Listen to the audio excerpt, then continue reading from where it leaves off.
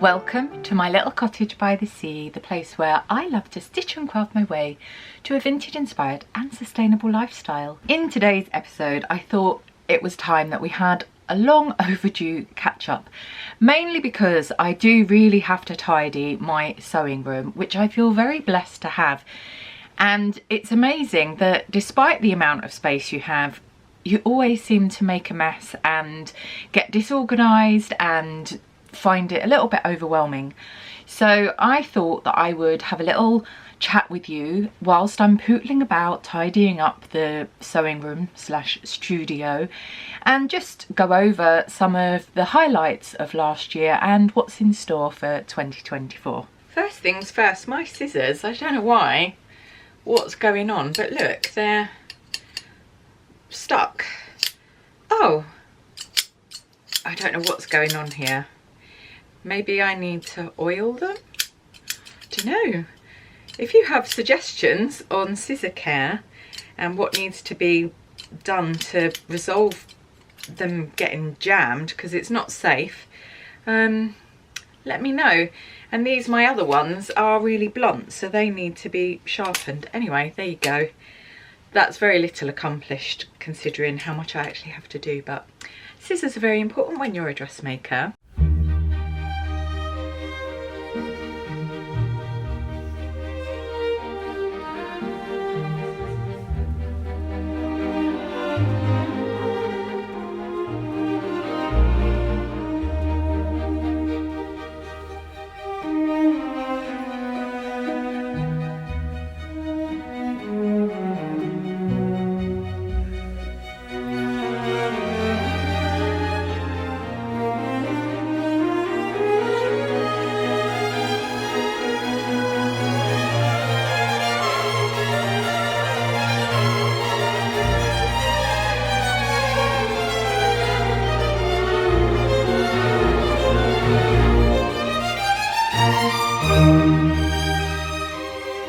About last year, for whatever reason it seemed like a really difficult year.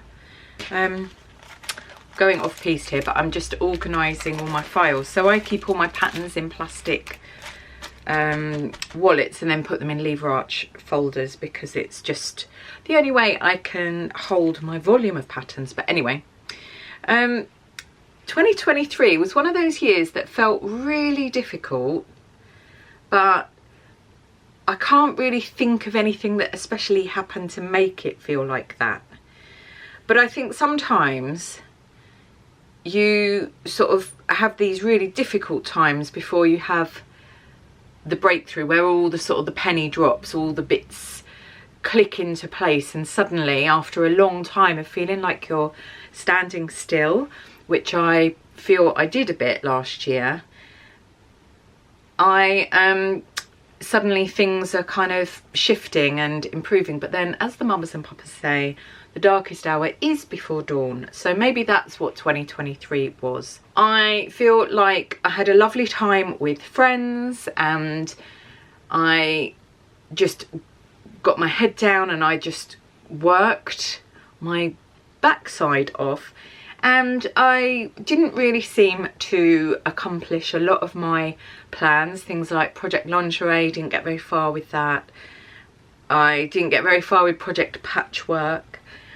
I did make some stuff that I'm really pleased with, absolutely thrilled with Tara's stitch cover, which I sort of rebranded in about June of last year, and have really, really enjoyed that. I'm really grateful for all my patrons who spend time with me there, whatever way they show up. It's a really lovely cover and really lovely to be part of it. So what is in store for 2024? I shall continue to organise my piles of paperwork and get those put away, have a little think about it, and then I'll get back to you. So one of the things that I think I cracked at the end of the last year was really refined my personal style. And I think I've always had quite a strong sense of what I like, but I definitely know that on YouTube and Instagram, and if you're addicted to fabric and sewing in general, that you can sort of end up maybe being a bit erratic. I speak for myself only, and I pass no judgment on anybody else and whatever anybody else's processes are. But for me, I've always lived a very sustainable life. When I was young, that was because I just was poor, and that pretty much hasn't changed. But for me, the thrill of the hunt, treasure hunting, I love old things, and it's a sort of a style that I really enjoy. So being sustainable, it just makes the world a better place, doesn't it? Because you're just making mindful choices. So part of my celebrating what went really well last year, because I'm choosing to focus on the good stuff rather than the problematic things, and I'm sure Mildred will agree with me here, is this sort of scaling back, slowing down, being more intentional and mindful. And part of that process, and this is I think what I said in the video way back at the beginning of 23, was that I wanted to get through my fabric stash. Now, I haven't really done that, although on the whole I have been using my stash when I do projects for Patreon or YouTube, or just projects that I'm doing, so I'm pleased with that. This is a dress that I'm currently working on. It's my 1939 shirt dress, and it's a vintage wool that a lovely friend Anna gave me, and then I've got the collar and revere in a really beautiful silk left over from my wedding dress days, and it's going to have these wonderful big voluminous sleeves. If you saw my recent makes and the Susie blouse, those sleeves, and it's got big cuff and rouleau buttons, so I'm gonna work on that. And I've just been doing little and often because I don't want to sew for whole days necessarily, so I'm working on that.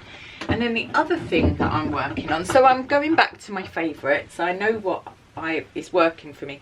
The other thing I'm working on is another Liberty of London Bella dress, and I had this vintage black viscose. It's really lovely, like a cold rayon, and I thought I had enough. I actually wanted to do a pink top with a black skirt. I keep seeing the concept in 1930s patterns, and also the 1937 Vogue book.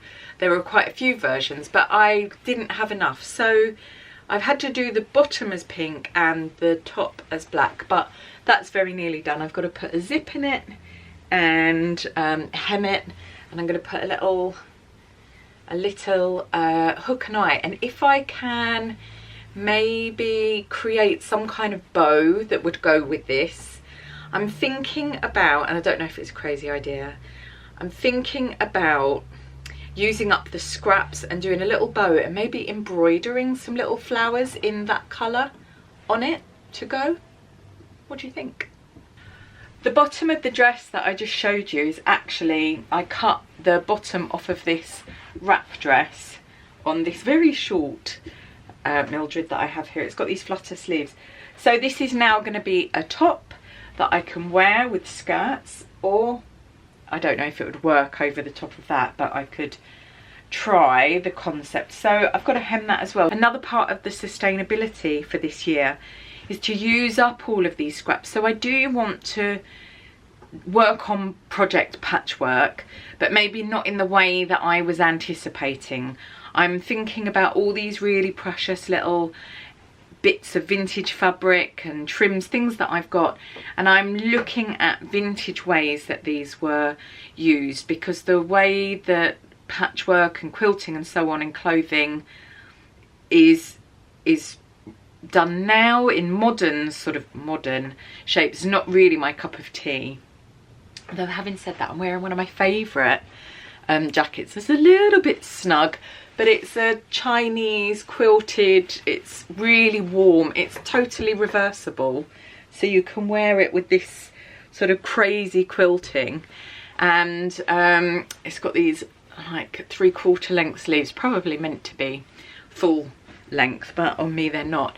And I am wearing my Live to Sew t-shirt. So another really good thing about last year was working on my merchandise, getting my dressmaker's journal out and this t-shirt out, and there's a tote bag as well. More products are coming, so there's really good stuff on the horizon. I'm actually really excited, even though I've sort of slowed down, scaled back. Going to be more purposeful, going to do a lot more with my scrap fabrics, so I'm really looking forward to that challenge actually. And then slowly working on wardrobe treasures that are going to make me feel the best version of myself. I store a lot of stuff in baskets and in Liberty London bags because I just love the bag, and they've all got a little bit out of control. My lovely friend Hula Hannah just sent me some things I thought I would show you. This is a sort of something that you might put on a table or a chair, something. Look how pretty this is.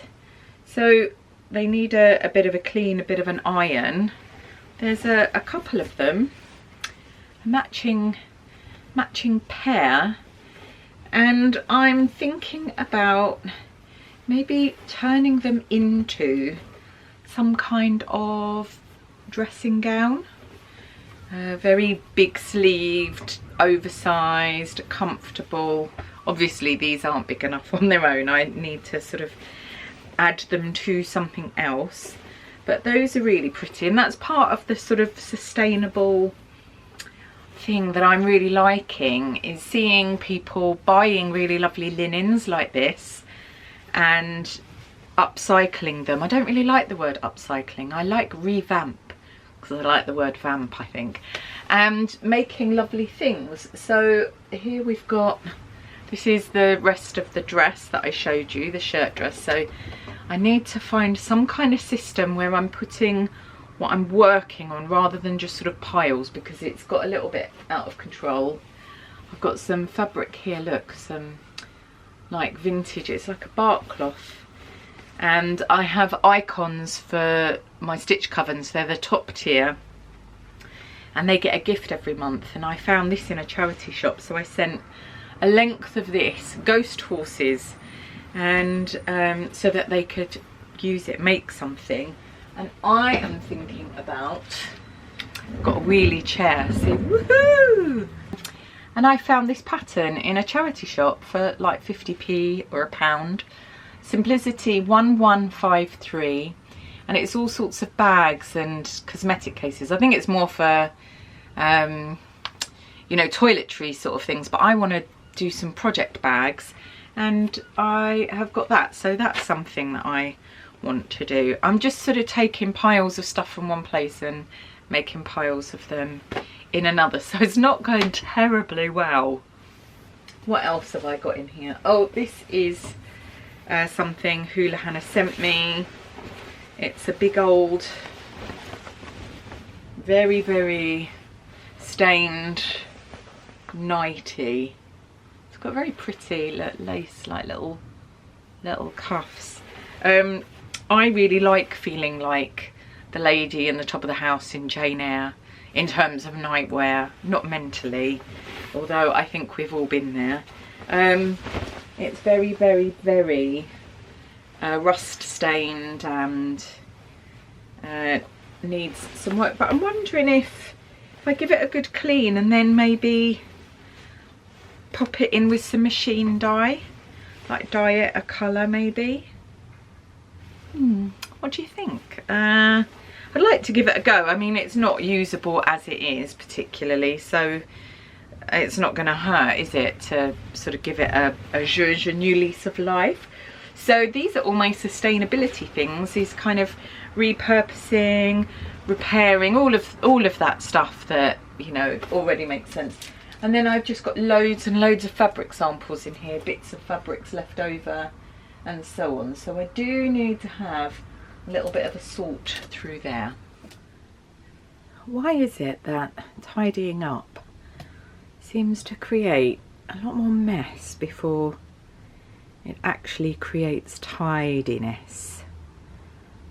Gosh, one of my things this year, 2024, is to not keep starting projects and leaving them unfinished. It's not sustainable, and it's not very good for your mental well-being because you always feel like you've got things pending. So that is definitely one to be considering. A question that I have for you, my lovelies, is why is it that no matter how many buttons you have, you never have the right ones? So one of the things that I need to do, if I can even get into this old tin, look, it's very pretty, it's got flowers on the front. I've just got tons and tons of buttons and loads to put away, and I think I've made the decision as I'm tidying up that I'm going to go through all this sort of stuff, all this gubbins as my granddad used to call it, and stuff that I don't need. I'm going to have a really big spring clean. I'm going to do a whole wardrobe audit, go through everything in storage, go through everything that I have and put it all in one place, and I'm going to list it on eBay, I think, or I might do a sort of like a house sale when the weather warms up a bit in sort of March or April, something like that. So I'm gonna be quite severe with myself and do that. So I yeah, because I've got two huge tins that are full to bursting and I just can't fit any more of my buttons in, so I want to just keep the ones that I really love and the ones that I know that I'm going to use, and everything else can go to good homes. Now I've got these really lovely little vintagey kids buttons here, which can we see, focus? Look how sweet. Not sure that I will use them on something, but who knows, maybe they will come in useful.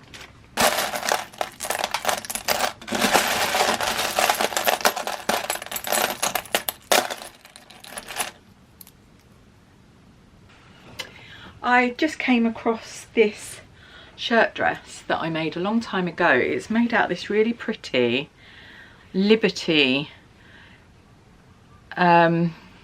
constellation star sign fabric, and it's I can't remember the pattern, it's that 6636 something like that. It's the shirt dress that everybody made a while ago, and I can't really show you it all, but I never ever wore it. I didn't like it. I didn't like the buttons that I put on it. It's too short, don't like the sleeves, but I've got a bit of this left over, and what I was wondering, there's quite a deep hem on this actually, what I was wondering was taking the skirt off of the bodice, recutting the sleeves to be nice puffy sleeves, and just doing an A-line skirt, so turning it into more of a 1930s 40s shirt dress because the fabric's so pretty, and then changing these buttons. I don't know why I don't like them. I like the buttons, I just don't like them on this. So that's one of the things that I'm planning on doing. So this studio tidy has actually been quite rewarding. Still got to go through a lot of my unfinished projects. Going to go through my bags, my patterns and my buttons and give everything a good old dust and a hoover, and then I've really got to crack on because I've just got a lot of work to do.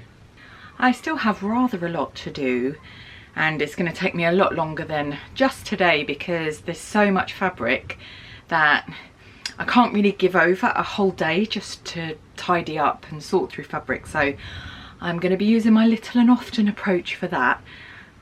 I thought that I would just finish up talking about some of the things that are in store for 2024.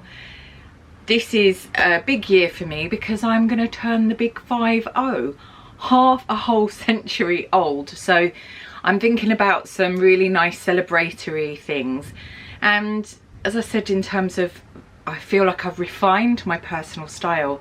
I also feel in a much better place emotionally, psychologically, health-wise with myself right now, and that's just because I've been eating well, making sure I sleep, turn off screens by a certain time, no caffeine after a certain time. All these sort of little things that are small things that are easy for me to do, that kind of add up to a much bigger and more positive lifestyle change. So I'm going to carry on with all of that. Been loving reading. I have got some patterns that I'm working on, some products that I'm working on that will come out in my shop and on Etsy for Tara Deighton Atelier, working with My Lovely Charlotte. So there's lots of things that I've got planned, but I'm not going to pressure myself to do too many things because I just don't have the budget to put behind stuff, and I'm still trying to work on this life-work balance malarkey. Got some epic stuff happening over on Patreon at Tara Stitch Coven.